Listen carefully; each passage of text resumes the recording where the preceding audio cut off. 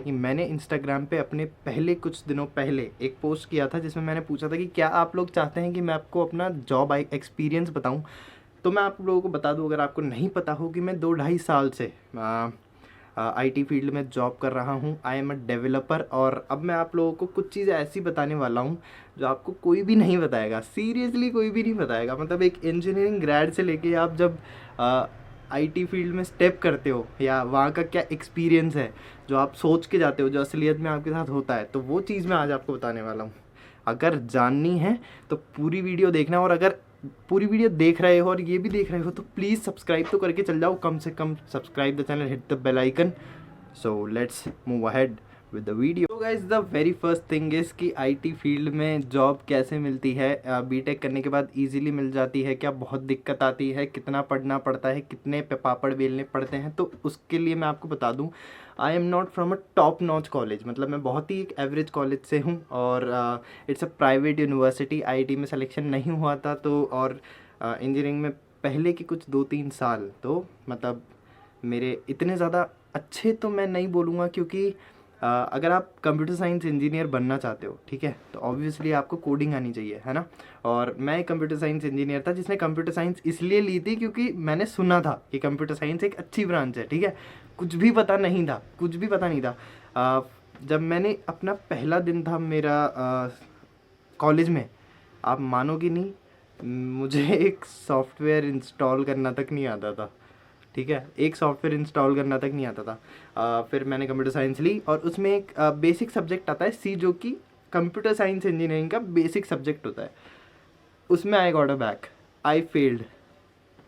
और वो इतना ज़्यादा शॉकिंग था, मतलब वो एक इंसिडेंट ऐसा था जो कि मुझे फेलियर से और ऊपर लेके गया है धीरे धीरे करके, सही में। मतलब उसके बाद से ही मैंने खुद पे मेहनत करना शुरू करी, काम करना शुरू करा। थोड़ा बहुत मैं मज़े तो कॉलेज में करते ही थे, लेकिन थोड़ा बहुत सीख भी लिया करते थे।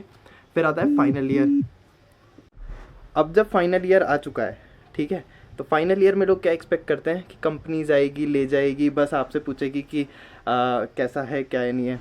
तो अगर आप एक फाइनल ईयर के स्टूडेंट हो तो मैं आपको बता दूं, ऐसा बिल्कुल नहीं होने वाला कि आपका फाइनल ईयर कंप्लीट होएगा, आप बाहर निकलोगे और अंबानी आपकी गाड़ी लेके आपके वहाँ पे वेट कर रहा होगा और आपसे पूछेगी, और साहब आप क्या लोगे, आप तो बस हमारे साथ चल लो। ऐसा बिल्कुल भी नहीं होता। बहुत घिसपानी पड़ती है, बहुत मेहनत करनी पड़ती है, इतने इंटरव्यूज़ देने पड़ते हैं कि जिसकी कोई हद नहीं है। लकीली, क्योंकि मेरी टेक्निकल नॉलेज बाद में जाके बहुत ज़्यादा अच्छी हो गई थी, तो मेरे को एक जॉब अपॉर्चुनिटी मिल गई थी। लेकिन मैंने कई बार ऐसे बंदे देखे हैं बीटेक के जो सेल्स में काम करते हैं, जो इधर मतलब अपॉर्चुनिटीज़ मिलती है अगर आपको आता है तो। आईटी सेक्टर में तगड़ा बूम है, कोई दिक्कत वाली बात नहीं है।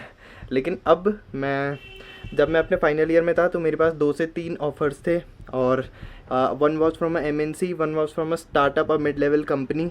सो एमएनसी की जो जॉइनिंग थी वो काफ़ी ज़्यादा लेट थी, स्टार्टअप की जो जॉइनिंग थी काफ़ी ज़्यादा जल्दी थी। मुझे लगा था कि उसमें ग्रोथ बहुत ज़्यादा अच्छी होगी, जो कि बिल्कुल सही बात है। So I went for the startup. So guys, in 2019 starting, I joined my first job. It was my first day in a startup, and जैसा कि मैं एक्सपेक्ट करके गया था कि लर्निंग होगी, अच्छा होगा, ये होगा, वो होगा, सब प्रोफेशनल होंगे, तो वैसी चीज़ें वहाँ पे कम थी, लेकिन लर्निंग काफ़ी अच्छी थी। और उसके बाद के जो वहाँ पे 6 से 8 महीने थे वो टफ़ इसलिए थे क्योंकि training period is always tough if you are in a good organisation. जहाँ पे आपको लर्निंग मिल रही है वहाँ पे ट्रेनिंग पीरियड आपका हमेशा टफ होने वाला है, ठीक है। मैं ऐसा नहीं कह रहा कि क्या बोलते हैं आपको पीटा जाएगा, मारा जाएगा, मेंटली टॉर्चर करा जाएगा, नहीं, लेकिन थोड़ा सा स्ट्रिक्टनेस रहती है और उसके हिसाब से आपको चलना पड़ता है, तभी जाके आप सीखते हो। And I seriously prefer joining a organisation जहाँ पे लर्निंग ज़्यादा अच्छी हो इन फैक्ट ऑफ मनी, क्योंकि I joined at a very very basic salary, बहुत बेसिक सैलरी पे मैंने वहाँ पे ज्वाइन करा था, but still I just wanted to learn, ठीक है। और मीन वाइल, क्योंकि मैं 4 साल जयपुर में रह के गया था, एनसीआर बेस्ड कंपनी थी, और मेरा मन नहीं लगता था, बिल्कुल मन नहीं लगता था मेरा वहाँ पे। मैं बस सोचता था कि बस मैं यहाँ से निकल के कैसे ना कैसे करके चला जाऊँ वापस, जस्ट बिकॉज कि I didn't wanted to live in NCR any more, क्योंकि वहाँ पे मेरा कोई दोस्त ही नहीं था, सब लोग जयपुर आ चुके थे, ठीक है।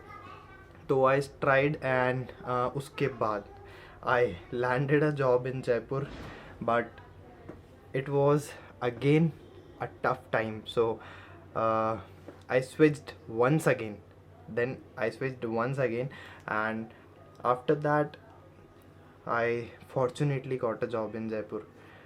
वो मतलब जनवरी स्टार्टिंग एनसीआर से लेके और अगस्त मिड अगस्त में जयपुर में आना, it was a very very tough journey. अगर वो किसी एमएनसी में होती तो शायद ऐसा होता कि मैं मज़े कर रहा होता और टाइम ऐसे ही पास हो जाता, लेकिन क्योंकि सीखना भी था और साथ में एक अच्छी ग्रोथ चाहिए थी, एक अच्छी सैलरी चाहिए थी और ये सब चीज़ें करनी थी, तो वहाँ पर रुकना पड़ा. एंड सबसे बड़ी बात यह है कि जहाँ मैं रहा करता था वहाँ पे एनसीआर में, जिसके घर में मैं रहा करता था, that man was mentally ill. And that man was mentally ill. This is something very serious. उसने मुझे मतलब इतना मेंटली टॉर्चर करता था कि जिसकी कोई हद ही नहीं है. और मैंने वहाँ पे क्या ना एडवांस बुकिंग टाइप करवा दी थी कि मैं बस आके वहाँ पे रह लूँगा ताकि मुझे ढूंढना ना पड़े. लेकिन उसके बाद मैं खुद बहुत ज़्यादा परेशान हुआ, बहुत ज़्यादा. एक तो मैं वीडियो शूट करता हूँ और साला गाने बजाने लग जाता है. अब दोबारा से स्टार्ट करना पड़ेगा वापस से.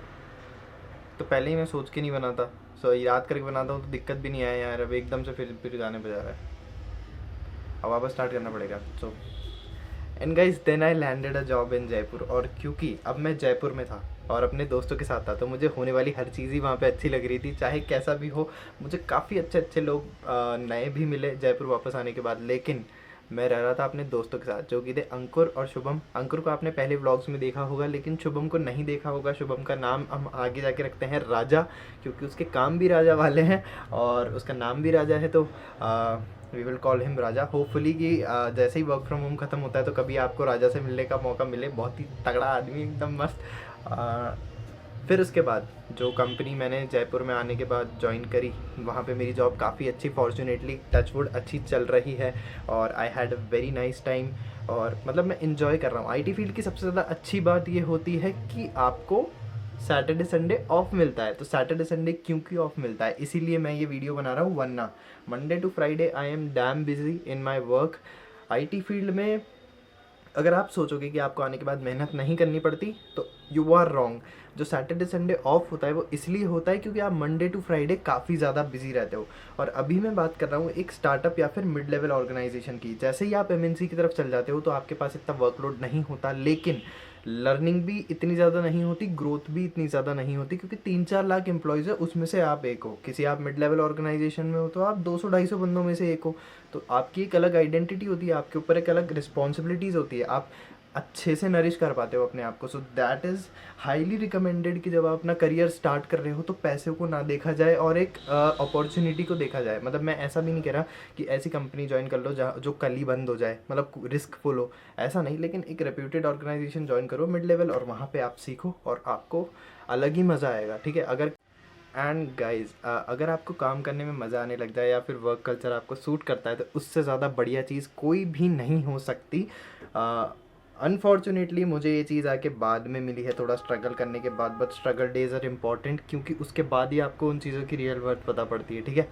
सो जब मैंने जॉब स्टार्ट करी थी उसके 8 मंथ्स के अप्रॉक्सीमेटली मैं इन ऑफिस ही काम कर रहा था जयपुर में. और उसके बाद से लॉकडाउन वगैरह हो गया तो हम वर्क फ्रॉम होम पे आ गए. तो घर बैठे बैठे काम करना पड़ता है. घर बैठे बैठे काम करने में मज़ा तो बहुत आता है, लेकिन काम भी कभी कभार थोड़ा ज़्यादा करना पड़ता है. सो ये है मेरा लैपटॉप और इसके साथ ही निकलती है मेरे सोमवार से शुक्रवार की ज़िंदगी, जो कि मेरे साथ हमेशा घूमता रहता है. ठीक है. इसी पे कॉल्स लेनी होती है, इसी पे डेवलपमेंट करना होता है, यही सब कुछ करना रहता है. तो थकान तो हो जाती है ऑब्वियसली, लेकिन मज़ा आता है. ठीक है. आप जब थोड़े एक्सपीरियंस हो जाते हो, आपको काम आने लग जाता है ना, तो फिर आपको थोड़ा खुद को सेल्फ कॉन्फिडेंस सा आ जाता है कि हाँ यार, अब अपन थोड़े वर्दी हैं, अपन एक इज़्ज़तदार ज़िंदगी जी रहे हैं. और सबसे इम्पॉर्टेंट बात, आपने मेरे मॉम डैड की एनिवर्सरी वाली वीडियोस भी देखी होगी. तो वो सब कुछ मुझे किसने दिया है? वो सब कुछ दिया है मुझे इस जॉब ने, जो मैं करता हूँ. ठीक है. तो आईटी सेक्टर एक अच्छी फील्ड है जॉब करने के लिए, कोई दिक्कत वाली बात नहीं है. ठीक है. सबसे बड़ी बात ये कि आप कोई रिपीटेटिव काम नहीं कर रहे हो, है ना. जैसे for example mostly government jobs में ऐसा होता है, लोग मुझे कहते हैं कि तू गवर्नमेंट जॉब के लिए क्यों नहीं गया। गवर्नमेंट जॉब अच्छी होती है लेकिन वो एडमिनिस्ट्रेटिव पोस्ट के बाद आने के बाद थोड़ी शानदार हो जाती है, ठीक है। अगर हम छोटी मोटी गवर्नमेंट जॉब की बात करते हैं जो मुझे लगता है कि मेरे लिए नहीं बनी, जैसे फॉर एग्जांपल अगर मैं किसी बैंक में होता, मैं रोज़ जाता, मैं रेपिटेटिव वही काम कर रहा होता, तो मुझे उसमें वो वाली फील नहीं आती यार सही में। मतलब मुझे ऐसा लगता है कि मुझे फील होना चाहिए कि मैं कल जो था उससे मैं बहुत बेटर हूँ आज, और ऑब्वियसली मुझे ऐसा फील हो रहा है, ठीक है। तो इसलिए कॉर्पोरेट जॉब्स को काफ़ी ज़्यादा रिस्पेक्टफुल माना जाता है। So this is my friend from Monday to Friday and you are my friend on Saturday and Sunday. And उसके बाद इंस्टाग्राम पे मेरे से कुछ लोगों ने ये क्वेश्चंस पूछे थे कि मेरी हॉबीज़ क्या है, ठीक है, और मैं इसके अलावा क्या करता हूँ। तो मैं ये आपको बता देता हूँ कि इसके अलावा सैटरडे और संडे को मुझे व्लॉग करना पसंद है, ठीक है। और ये सब स्टार्ट हुआ था पिछले लॉकडाउन में। मैं आई ऑलवेज़ एडमायर्ड कि मैं एक व्लॉगर बनना चाहता हूँ, मतलब मुझे चाहिए था थोड़ा कि मैं लोगों से इंटरेक्ट करूँ और लोगों के पास पहुँचूँ, लेकिन उस टाइम पे अपॉर्चुनिटी नहीं मिल रही थी। लेकिन फॉर्चुनेटली तन्नू ने बोला कि यार आज एक वीडियो डालते हैं यूट्यूब पे, और मेरा भी मन कर गया कि हाँ यार डालना स्टार्ट कर देते हैं। उसके बाद यही वो जगह है, यही वो रूम है जहाँ से मैंने वीडियोस बनाना स्टार्ट करा था लॉकडाउन में। उसके बाद कॉन्फिडेंस थोड़ा सा बूस्ट हुआ, सब चीज़ें सही चल रही थी, और मुझे अच्छा लगता है कि मैं सैटरडे संडे अपने लैपटॉप से हटके कुछ ऐसा काम कर रहा हूँ जो मतलब एज एन ग्रोथ भी है और चैनल ग्रो करेगा। तो फॉर्चुनेटली ये तो अच्छा ही है मेरे लिए, ये भी है, साथ में मुझे मज़ा आता है ये चीज़ करने में, बहुत ही ज़्यादा अच्छा लगता है। अभी भी मैं कैमरे से बात कर रहा हूँ ना तो मुझे कोई दिक्कत नहीं हो रही, मैं कुछ याद करके नहीं बोलता, लेकिन मज़ा आता है मुझे करने में। तो और इन सब चीज़ों के बीच जो भी मेरी फैमिली है, आप लोग जो मेरी वीडियोस देखते हो, जो सब कुछ इतना कुछ कर रहे हो, मतलब मेरे को लगता है कि मुझे आप लोगों को थैंक यू बोलना चाहिए, और जितना भी मैं बोलूँ उतना कम है। सो ये कुछ चीज़ें थी मेरे प्रोफेशनल एक्सपीरियंस के बारे में। लेकिन अगर आप कुछ और भी जानना चाहते हो तो इंस्टाग्राम पे मुझे फॉलो करके मुझे क्वेश्चंस पूछ लो, मैं वीडियो बना दूंगा, कोई दिक्कत वाली बात नहीं है। और अगर आपने ये वीडियो यहाँ तक देखी है और आपको ऐसा लगता है कि आपको अपने दोस्तों को भी ये चीज़ शेयर करनी चाहिए, क्योंकि I always post videos in terms of lifestyle, in terms of how travelling videos भी मैं काफ़ी बनाता हूँ। अगर आपने मेरे पुराने वीडियोस देखे हैं तो प्लीज़ शेयर माय वीडियोस। लोगों को अच्छी लगेगी तो मुझे बहुत अच्छा लगेगा, आप लोग शेयर करोगे मुझे बहुत अच्छा लगेगा। और तो सब सही चल रहा है ज़िंदगी में। Apart from that I also post fitness related videos. Last वाली वीडियो में थोड़ा सा बेइज्जती टाइप हो गई क्योंकि मैंने अच्छा फैट लॉस गोल बनाया और उसके बाद मैंने वीडियो डाली बहुत ज़्यादा अच्छी, खुद को मोटिवेट करके। लेकिन उसके बाद नेक्स्ट डे राजस्थान गवर्नमेंट ने सारे जिम्स बंद कर दिए। इतना ज़्यादा मैं गुस्सा आया ना, 3-4 दिन तो मैंने वर्कआउट ही नहीं करा उसके बाद। मतलब इतना ज़्यादा अपसेट था मैं कि यार सब कुछ खुला हुआ है तो जिम क्यों बंद कर रखा है। लेकिन चलो कोई नहीं, ठीक है, अब जो है सो अब होम वर्कआउट स्टार्ट करना पड़ेगा। वॉकिंग तो चल रही है रात को, ऐसी दिक्कत वाली बात नहीं है। So guys, this was all for this video and I hope you all are doing fine. So guys, this was all for this video. Let's meet in the next video. आप मुझे बताना कि अगर आपको क्या चाहिए कि मैं अपने प्रोफेशनल एक्सपीरियंस से और आपके साथ क्या शेयर कर सकता हूँ। So till then, bye, have a nice day, have a nice weekend.